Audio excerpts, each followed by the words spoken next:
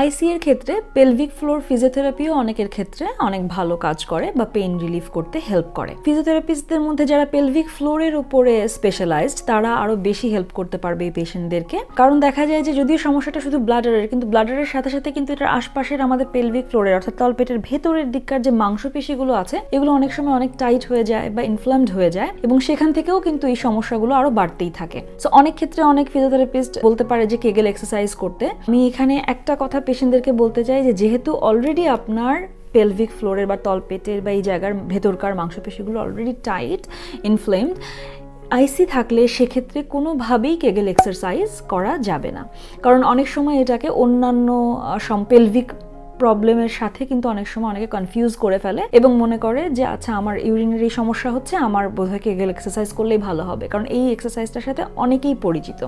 কিন্তু আপনার যদি আইসি এর রোগ নির্ণয় বা ডায়াগনোসিস হয়ে থাকে সেক্ষেত্রে আপনার জন্য কেগেল এক্সারসাইজ একদমই সঠিক এক্সারসাইজ না, এবং এটার সাথে আরও ডিটেইলভাবে আপনাকে একজন পেলভিক ফ্লোর ফিজিওথেরাপিস্ট হেল্প করতে পারবে।